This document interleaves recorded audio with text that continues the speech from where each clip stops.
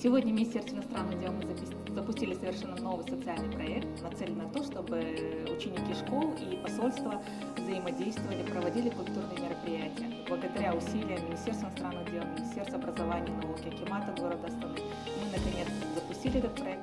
Ученики 7 столичных школ методом случайного выбора выбирали партнеров посольств, с которыми они будут работать. Они должны будут организовать как минимум 3 мероприятия. В начале декабря здесь, в здании Министерства иностранных дел, мы будем проводить заседания по формату ООН, где каждая из школ будет выступать в роли своей страны.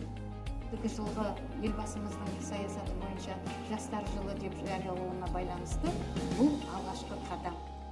Большой опыт, в принципе, как для учеников, так и для нашего как такового будущего.